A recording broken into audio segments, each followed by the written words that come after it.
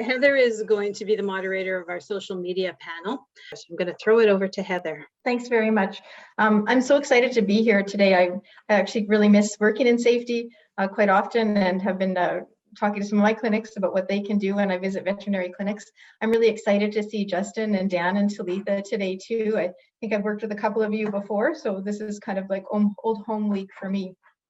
For me, I was sitting in on part of the last session, and it was really heartwarming to see the idea that we're not just going to get it done anymore. And for me, what I'm excited about with social media and the role it can play for construction and safety.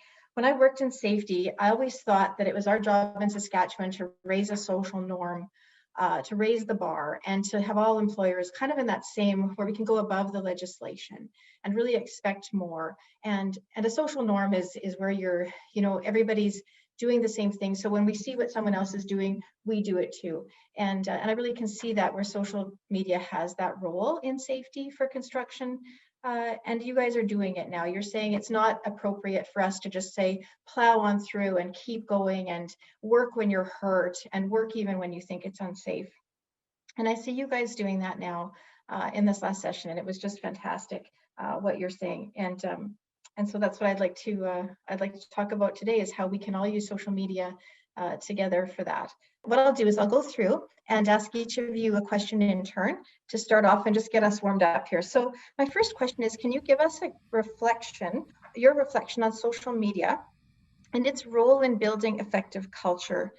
So it's first just its role in building an effective culture. So what do you think its role is? We'll start with Justin. Sure, thanks, Heather. The metaphor I like to use for social media is really, it's a town square. It's a place where people can come and gather. And if you don't know this, pretty much everybody's on social media now. It's not 5-10 years ago when it was new and it was maybe this channel, and everybody's there. And we live our lives so much directly connected to social media. And so companies have an opportunity to come to the town square, to be a part of the conversation, to engage with people or not. And you don't have to be there. You can locate your business far away from the town square. People might talk about you, and they are talking about you. You don't have to engage, or you can come and find a meaningful way to come there and be a part of the conversation. But in many ways, I would say your social media, it's a window, and it's an opportunity for people to look in and see what is going on at your company. And you can try and tint the window. You can try and put some nice graphics on there. But at the end of the day, people are going to see through, and they're going to see more about who you are. And so I wouldn't say social media is the thing that's going to drive your culture, but it's certainly an opportunity to give people insight into the culture that you have and you are building. I'll leave it at that. Perfect. So they can see the personality of who you are, see the heart of who you are.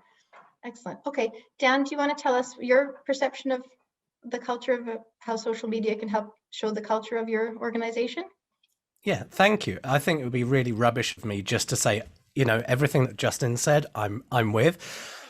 But the truth is, he's absolutely right. And what I would say to people is, get past this line of, this is the real world, this is social media. When we talk about social media and platforms and Facebook and Twitter and Instagram and even TikTok and Snapple, whatever there is out there, there are people using these tools and these channels, and they're members of your community. They could even be members of your staff. They could be stakeholders. They could be investors, people from government. So move away from this idea of, real world and digital world. It's all one thing. And for me, whilst I entirely agree with what Justin just said, for me, it's about continuity. Now, he's right. You don't have to play in the space if you're not comfortable, if you can't resource it properly, if you can't do it meaningfully. Don't half go at it. Don't half produce a sales brochure. Don't half produce an RFP. You do it properly. So for me, when it comes to reflecting that sense of culture and being a part of that conversation, look at it in exactly the same way as, well, would I go to, the gas bar and fill up, and someone talks to me over the pump and goes, oh, I know you from wherever, you're my neighbor, or whatever it may be. Those to me are the same conversations where we get into a different spaces when we have, communication as one thing, just talking with people, marketing as a completely separate thing, and we don't have a joined up thinking. And then we portray one thing internally and one thing externally. And for me, when you talk about culture, when you talk about people, it's about that continuity of, be the truth and live the truth of your organization internally and externally. And there's got to be framework around that. But I think there's great opportunities there.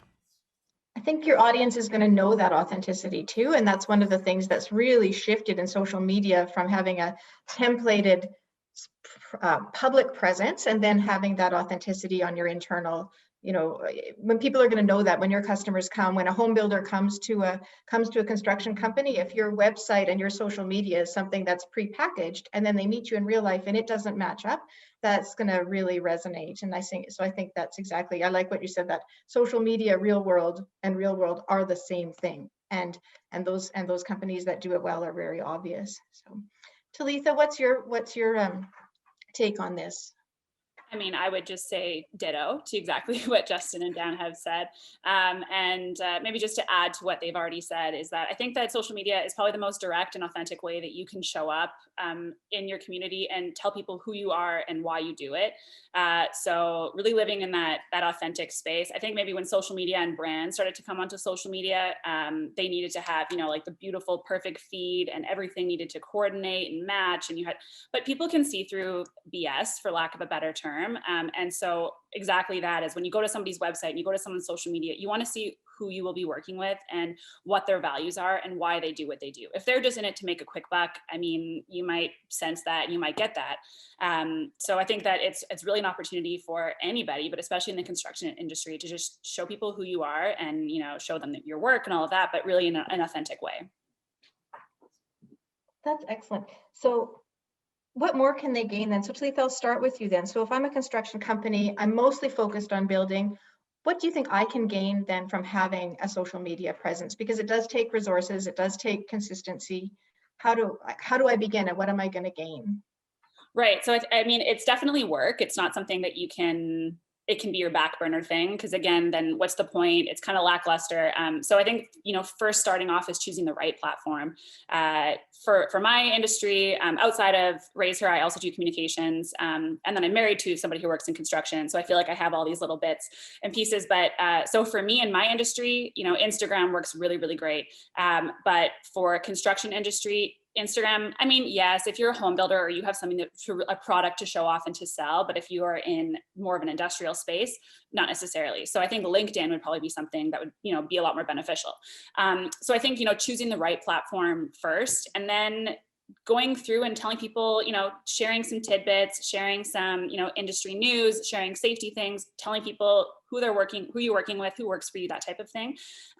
You'll really gain a really strong culture, I think, within your organization and within your community. And people will see that, that name out there of, I won't say any names because I don't want to, play favorites, but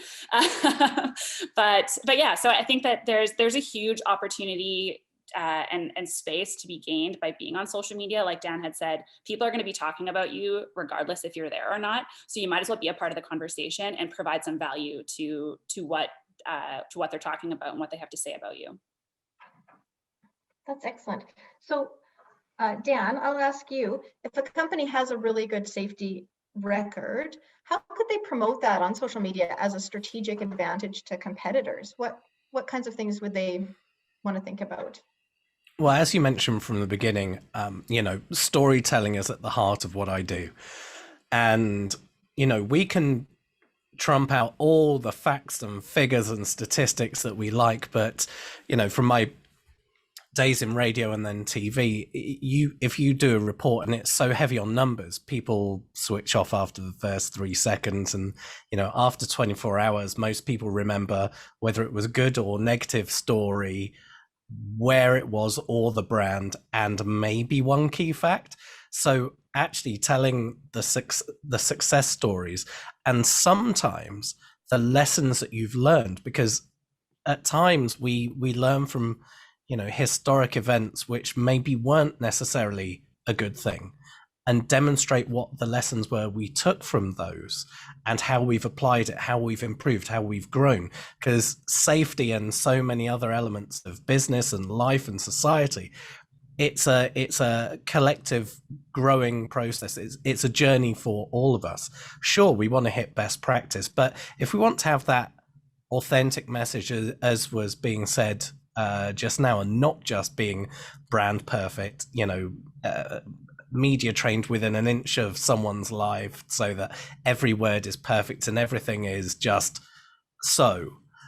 I think that we tell the stories of the individuals, tell the stories of our people from our community, that person who is, on that front line, the person who has got this ticket, that ticket, the other ticket, and why it was important for them to do it. And, we always bring it home. And I have to say, when we go back to Mission Zero is such a great opportunity to say that, in the workplace, we've got this nailed, but what about the rest of our lives as well? And what are the lessons we can take into that? I want to get home safely. Sure, that's my workplace bit, but I want to carry that on as a person into my personal life. And companies can, have incentives and programming to help people carry that through into their home lives and tell those stories. So there are opportunities there for sure. Right. So I'm thinking about what Talitha said too, about using different platforms for different types of stories and different things. So you don't just plow the same content onto each kind of platform. And that does take some practice.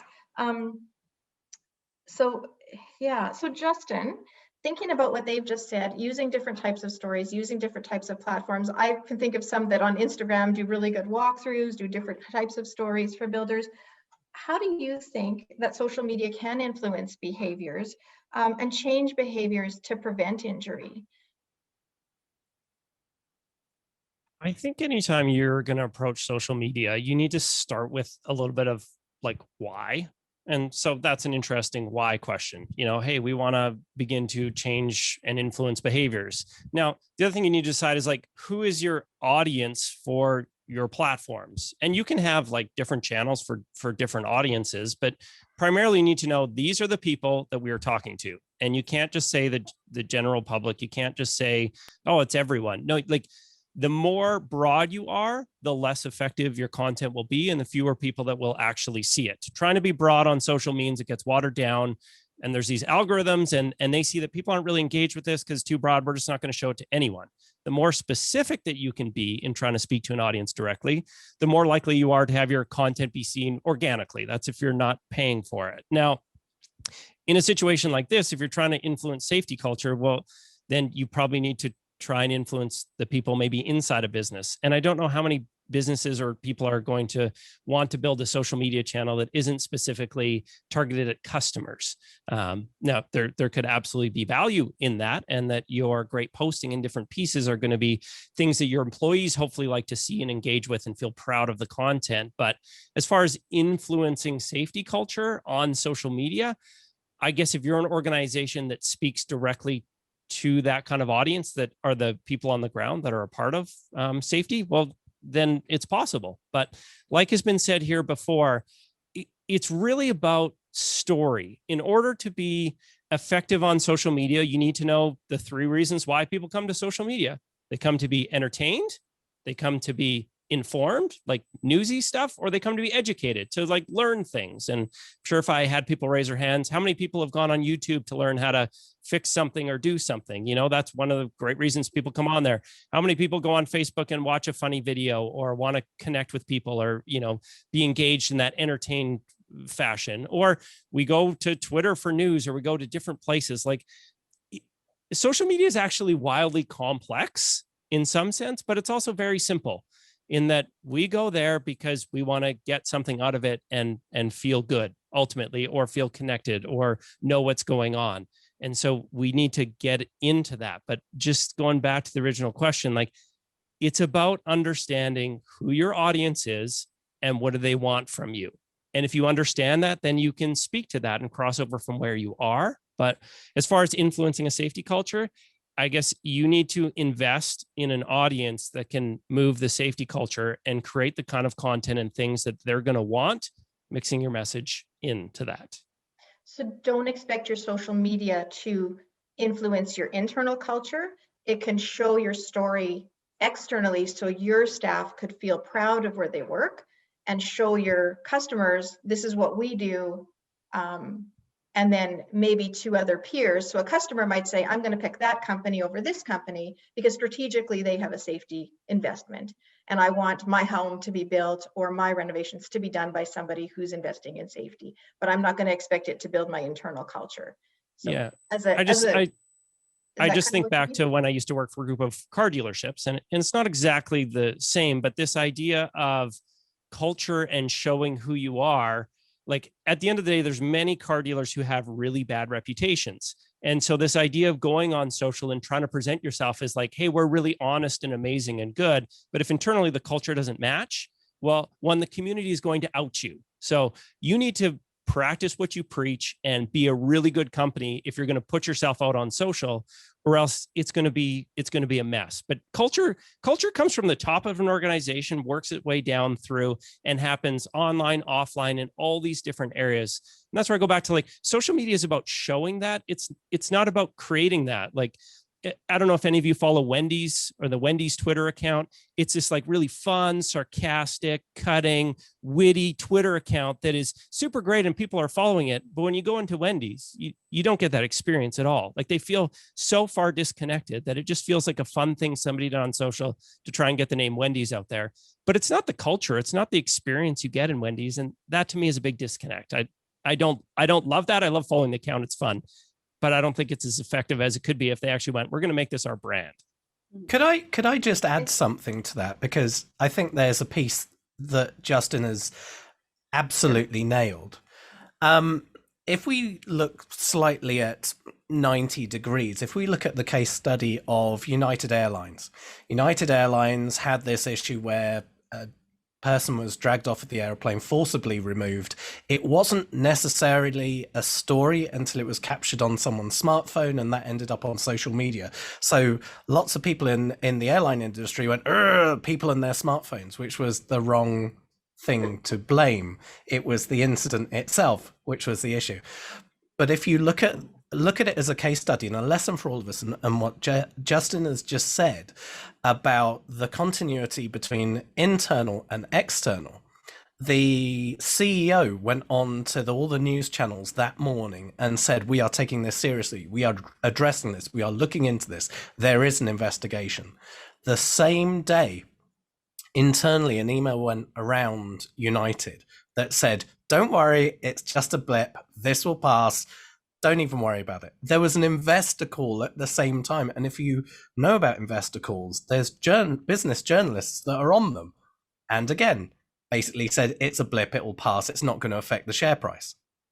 Well, immediately there was a question of accountability, because they were saying one thing internally and another thing externally. And the CEO had to reappear that afternoon on all of the major news channels in the States. And he was being called into question. The accountability then ramped up to, well, hold on, you're telling us one thing and you're doing another. And it's consistent with the Wendy's example, but obviously in a very different scenario.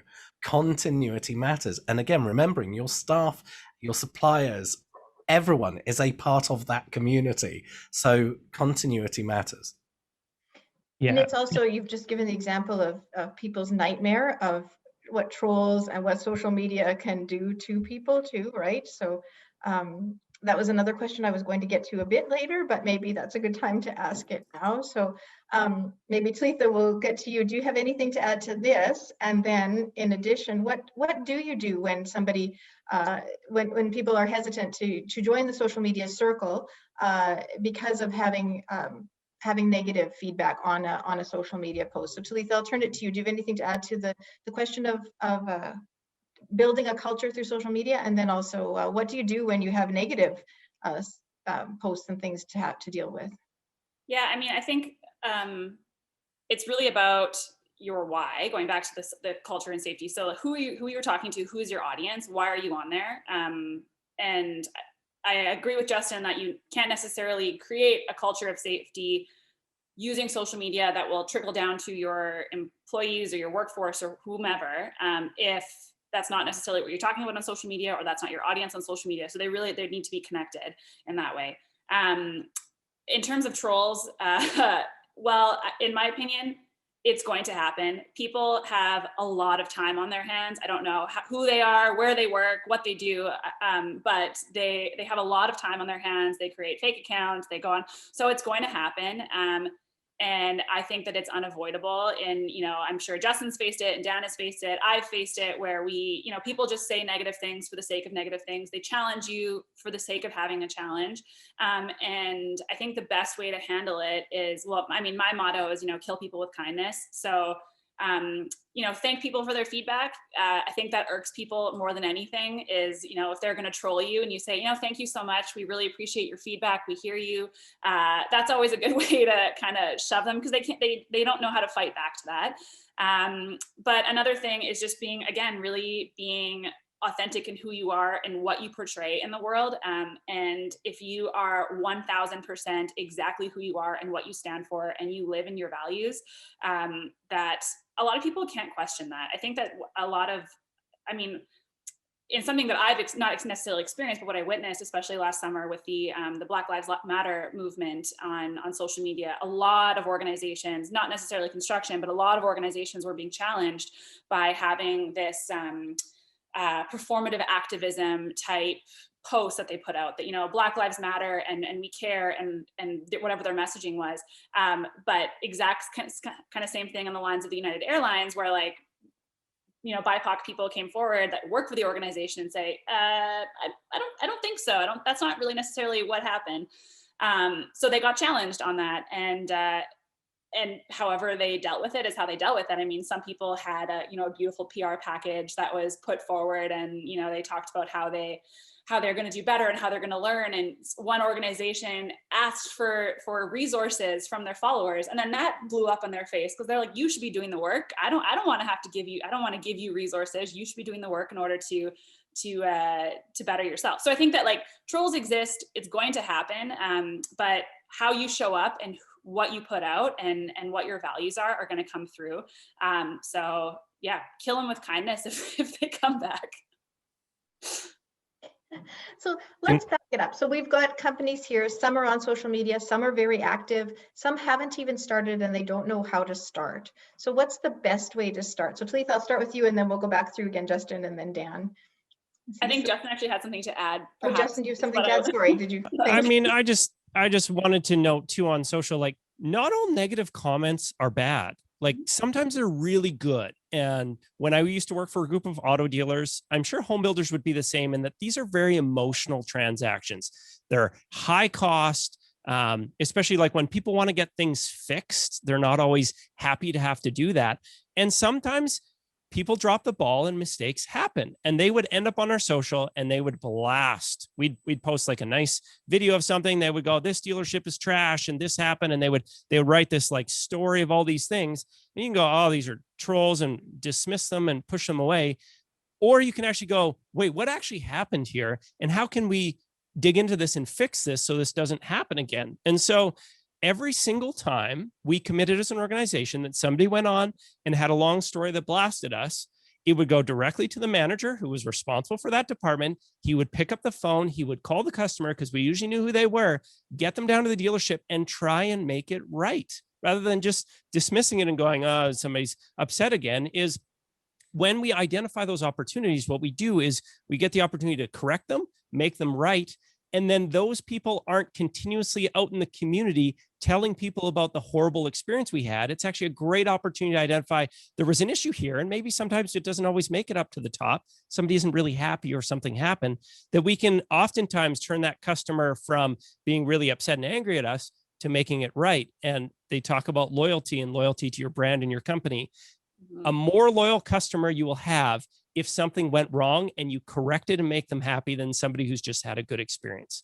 So just remember, just because you're getting negative comments, that isn't a bad thing. It's an opportunity for you to correct a process to keep it from happening again and actually win back a customer who's going to be immensely happy in lifetime if you can make it right. And if I may, just on that, spot on. I would also say that there's a taste test. Is someone trolling for trolling's sake, or does someone have a genuine gripe and there's a genuine issue and you have a learning opportunity? But responding in the public domain is also another massive opportunity, because if you are seen by the wider community that you care, that you've responded, that you're willing to address this, hey, let's talk about this. Sorry for your experience. Sorry isn't necessarily liability. That's always a very important thing. It's situationally based, and in certain cases you have to take legal steer on things. But by engaging with people, and sometimes it's killing them with kindness, and sometimes it's just reaching out and saying, sorry for this experience, let's work this forwards. You're not necessarily, even if that person doesn't come around, you're not necessarily speaking to them, you're speaking to the community and showing people that it matters to you. So yeah, spot on, everyone. Yeah, that's great, actually, because if you weren't even in the social space, that person might just be out in the community just spreading that negative. But if you're in that social space, you have the opportunity to be having that conversation and dealing with those things right there. So yeah, and that is absolutely what do we always say? The word of mouth recommendation is the strongest. We're just giving a tool which gets people's word of mouth to everyone really quickly. So let's work with people on that. Yeah, you say that I absolutely agree with Justin as well. And not saying that, say thank you and move on with your life. But I think that at the core, every single person, but especially on social media, just wants, and this is what I go by in my work and in my own life as well, is that people just want to be seen, heard, and understood. And so if they are, I've, in a previous position that I've worked in, I had somebody who called me just extremely upset, hyperventilating, say that they were going to rip us a new one on social media. And it came down to it that, their sister was sick, and it was all these other things. And it was like the easiest target that they had a really bad experience at the store that I was working for. And so I think that if you just actually listen to people and understand where they're coming from. So if it is an example, like exactly what Justin gave, where it actually was warranted, they did have a bad experience, especially when it's, they just bought this brand new house or this brand new car or whatever it is, and something went wrong. It is extremely emotional, and you do get very upset about it. And so just understanding and listening and being kind, I guess, is what I'm getting at. Yeah. And they're oftentimes overreacting, and they are saying things a lot more harshly than they would in person. And so oftentimes you can go, oh, this person's just trolling because what they're saying just seems over the top. But know that people are a lot more free in what they say on social, but it doesn't mean that they don't have something legitimately went wrong and it's ballooned out of control. Because I've had people who, me personally, waited 2 weeks because they had a bad interaction with me, stewed on it for 2 weeks, and then went online and blasted me. And I just had to send them a message, be like, yo, what happened? Can we talk about this? And we got it sorted out, but they stewed on it for a long time till they finally came to the point of being able to do that. And so just know that don't just write them off as a troll because what they're saying is ridiculous and mean and over the top. Sometimes they're just emotional, and exactly like Talitha said, they want to be seen, they want to be heard, they want to be understood. And sometimes they go a little bit extreme to make sure that it happens. And it's tough when you own the business or you are the owner of the thing, because it's your baby, it's your thing, and you feel personally attacked. And know that that's normal and that's okay, but that's just a moment to go and push it to the side and go, all right, can we get to the heart of what's going on here? That will be so much better for your business. And like Dan said too, such a great opportunity. When I said at the dealership, we'd phone everybody. For sure, we first responded and make sure, hey, so-and-so, just so you know, we take this really seriously. So we're going to have one of our managers reach out and call you, because this isn't how we do business, or these aren't the kind of experiences that we want you to have. So know that we're going to do this. And in the process of talking to them, if we got it sorted out, we would say, is this to the point that you are actually okay to either remove that negative review or respond in a comment to say we've sorted this out. Because if it's not, we want to try and get there if we can. You don't always. But let me tell you, it's great when somebody posts a negative comment, you respond as a business saying we're going to take care of it. And then they respond saying, just so everybody knows, they sorted this out and I'm happy again, because nobody expects a business to be perfect. But what they do expect is that when a business makes a mistake, that they'll own it and they'll fix it, because we're all humans. And seeing that publicly is actually incredible for your brand. Yeah. And what Dan said too is the disconnect between real life and social. They forget that the social side of a business is a human side of the business. So I think making that, we made it right. We own it. We're human. This happened, but now we've humanly made it right. And I think that's really key. Are there ways then you guys think that we can proactively as a business try and ward off some of that things through communicating through social media then on some of those issues, like through the car dealership, through some of our organizations, through, sometimes if we're communicating well at the start of a process of building or something, people have, we do things a lot, so we're used to it, but other people who may not be in our world don't realize. So that's where some of those breakdowns happen. How could we use social media maybe to proactively not have some of those happen, do you think? And then we'll get back to my other question that I asked Talitha before we got into the how to handle negative. Is there a way that you think social media can be useful that way? If I may take this just to kick it off. So in communication and just as human beings, when we're looking at things, when you're an organization, you focus on having a strategy to get the goals achieved. Right. And at no point should you exclude communication as a part of it. Sometimes people have this perception that, oh, I'm going to operationally do X, Y, and Z, and we'll get to talking about it externally at some point. But a key part of what we do is working with corporations here and abroad on issues management. And that is where you look at all of the potential scenarios or a grid of scenarios that could happen, and also having procedures and processes in place like you would do for anything operationally to go, well, okay, well, if we're going to be going down this route, these are the people who may be advantaged and these may be the people who will be disadvantaged. Here is our communication for continuity across both audiences and different stakeholders and different platforms, and communicate strategically. Again, very often or too often, people look at, okay, well, I've got my sales deck done, I've got my RFP done, and social, we're just going to throw it on afterwards and do links back to the website. Communicate where the audience is, engage with them where they are. If I'm on Facebook, and I think it's 96, 97% of Saskatchewans on Facebook in some way, shape or form, I want to be communicating with that audience on certain sets of messaging and really listening as well. The power of social is it's one hell of a database. You can find out what people are saying about you. You can find out what the competition and the marketplace is, what government direction is. All of this information is there, and I would certainly say that there is an opportunity to listen and communicate outwards, to treat it as a two-way street, because if you just deal with it as what we would call a push channel, well, that's putting a billboard up on a board and just assuming everyone's going to see it. And as Justin said, just because you put it there doesn't mean it's really going to light the fire. And I think there are opportunities for us all to always improve, but be respectful of the audiences and of their needs. Nice. Yeah, that makes sense. Service expectations not being met. And if you already lay them out and let people know, I think that's a big thing. Perfect. Does anyone else have anything to add to that? Or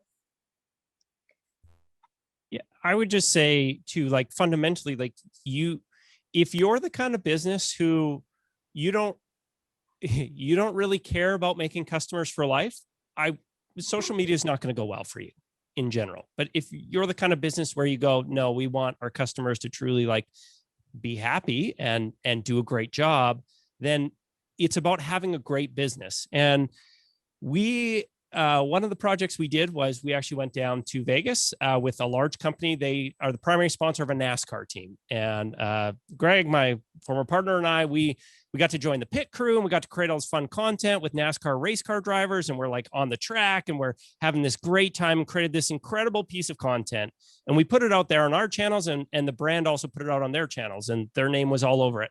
And all of the comments were negative from people who had had bad experiences with that company, which we didn't know enough about the US landscape, but they're basically a bank and a credit card company. And their job, basically what they did was they offered high interest credit cards, one line of their business, high interest credit cards to people with bad credit.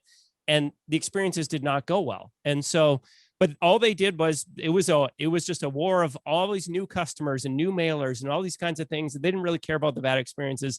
And it kind of ruined the content for us, because it's all these angry people who are like, this is a great, fun piece of content. But all people could see was this company and the bad experiences that they had had with them. And so it's about fundamentally being really good and wanting to do customer service. And especially if you're in a place like Saskatchewan, even the big cities are small towns and people talk. And so what's important is that you build a community of champions who believe in you.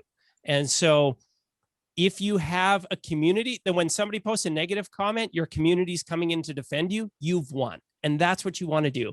Have a community of champions who are your little army that help you sort it out. And you can still dig through and go, oh, there's an issue here, we need to deal with it. But we're a great company, and we've got all these loyal customers that when somebody is trolling, that oftentimes the community comes to your defense, they step in for you, and oftentimes you don't even have to respond.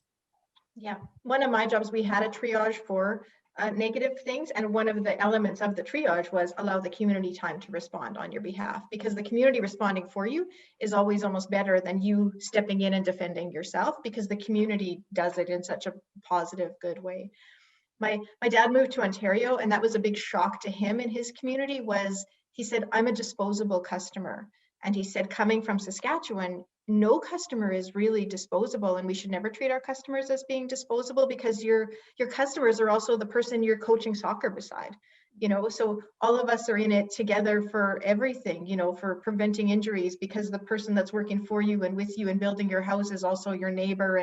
And Ontario was a huge shock to him. So I don't think any of us can afford, I don't know that any of us would really feel that way in Ontario or somewhere else either, but he said that was a big change for him, was going in and feeling disposable. So yeah, so we have some time left here. I think we've got about 10 minutes, and I want to leave a little bit of time for some questions.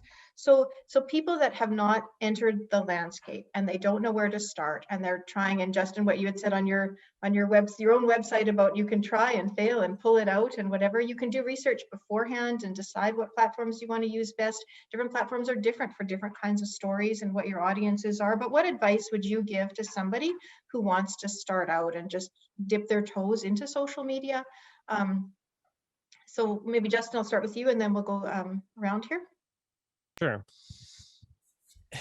It's important, one thing to recognize, there's kind of two avenues of social media. There is the organic content that you post that you're not paying for. And then there's social media as ad platforms. And social media right now is ad platforms where you run ads or you're pushing out content with budget behind it, is incredible value right now. It's becoming more expensive. It was even better value a couple of years ago, but it's still really good value in a great way. It can be really targeted and get lots of information. And so there's social media as an ad platform. And I would say, especially when you're starting out, if you have a small following, the chances of lots of people seeing your content is pretty small. It's going to take some time to build a community and build a rapport, but that can also be a good thing because it gives you a chance to experiment a little on the kind of content that's going to resonate with your audience. And when I say mistakes, I don't mean the United level mistakes, or a friend of mine, Dave Carroll, he wrote the song United Breaks Guitars, which was like 10, 15 years ago, where they broke his guitar and they wouldn't do anything. And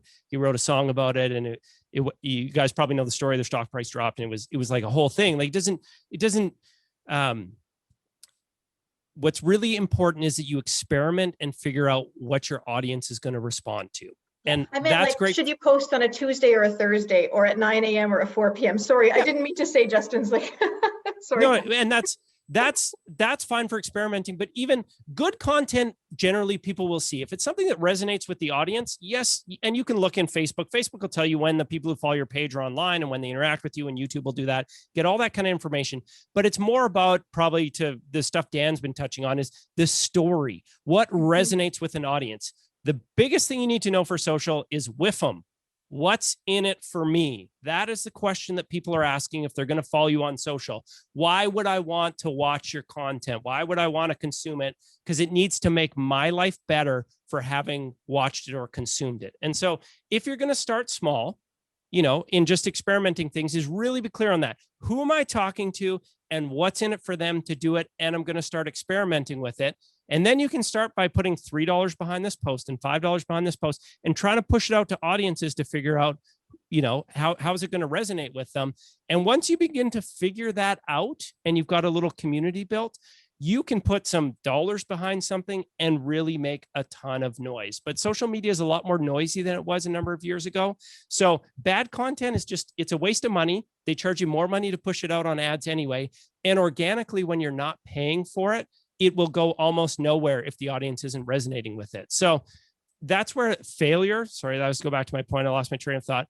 Failure is not about failing publicly in a big messy way. Failure is about, you're going to try lots of different pieces of content and they're not going to do well, but some will. And sometimes it's 20 or 30 different pieces of content to find that one that really resonates and lands. And then you go, oh, what was it about this post that made it good? And then you keep trying to experiment and experiment and experiment till you figure out what the content is. But I'm sure somebody else will talk about this. It's a lot of work. Like, social media isn't a throwaway. It's not like, let's just post something on there and check the box. Social media is a ton of work, but the opportunities when you do it right are absolutely massive for all the community reasons we've talked about. But public, like, look at the moose war with Norway. It was a January. I was standing here. Greg was in my office, literally in my basement. I'm like, hey, did you know that Norway built a taller moose than Moose Jaw? We can't let this stand. Let's go make a video. We drove out there. We made a video. It took us like half an hour, 45 minutes. And that story reached hundreds of millions of people. We were on BBC Radio 1 to 100 million people, the largest network, New York Times, Washington Post, South China Morning Post. Stephen Colbert was talking about all those kinds of things. Like, the opportunity is massive, but you got to work your way into that and invest in it. So realize it's going to be an investment. It's not just a throwaway. That feels like a waste of time. And people have said this, Talitha and Dan, like, you got to be intentional. You got to want to, like, you got to build a strategy and you got to go for it. Or else, just other than early experimentation, when you want to get serious about social, get serious about it. Okay. Thanks, Justin. Talitha, what would you add to that? Or what are your thoughts about it? Yeah, I mean, just like Justin really covered it, but I think even just getting started, I mean, obviously social media is very daunting. And I think the biggest thing to remember is the WIFM. Social media is that the consumer is, and the person on social media is entirely in control. It is exactly opposite of when you're sitting in front of your TV and you get a car commercial pushed at you and you have to consume it because it's there and you're waiting for your show to come back on. Social media is that you are in control. And so if you don't like something, you're going to unfollow, or you're not going to like it, or you're not going to engage. And then exactly that of what Justin said is it might just fall flat. So I think that you need to, for one, don't take things too personally when if you're so passionate about it. It was the best post ever. You wrote the greatest piece of copy and nobody likes it. Don't take it personally. You may just have to tweak things, try it out.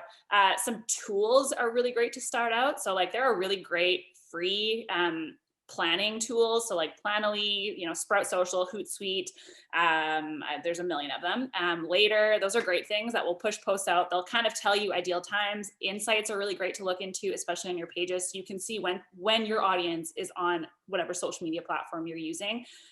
Push your posts out that way. And then also all of those like social scheduling platforms have really great tips. So, whatever industry you're in, you can search some hashtags, you can read articles, you can read all kind of stuff to just see what people are actually consuming based on that industry. Thank you. Dan? As Talitha and Justin said everything, I have got something to add.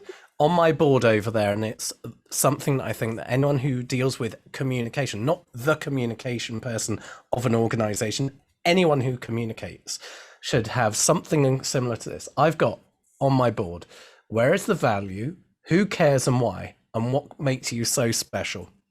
If you've got all of those in your mind, you'll cover whether it's a printed piece of material and something editorial, an advert you want to put out. What is that value piece? I would say it's better to start than to overthink and not start. My colleagues here are absolutely right that, put things out there, experiment, find that voice, find that niche, but have that continuity with the organization, because the Wendy's thing is two very different things. Don't overthink it, and also one thought per post. Just keep it really clear. I've seen so many organizations basically use a single post almost like a newsletter. That's not the purpose of it. And think visually. Social media is very much a visual playground. Those images, that first 3 seconds, it's like a really great headline in a newspaper or on a website. Get the image to tell the story. It could be an image, it could be an infographic, it could be a video clip. You don't even have to go to the extent of writing masses of content, and I would suggest don't write masses of content. Crack a little video together on this and put it out. If you've got a reason, and here's the thing, if you've got a reason to do a live stream, do a live stream. If you don't have a reason to do a live stream, put out a little pre-recorded piece. And whether it's platform or tools or whatever it is, by keeping it simple and just trying to go, okay, step 1, step 2, step 3, how does this benefit the audience? How is this scratching an itch? If there's no itch to scratch, no one's going to care. You could make the best content in the world, but you will miss what the audience needs. And we've spoken a lot about why in this session, and every professional communicator will bang on about Simon Sinek's Start With Why.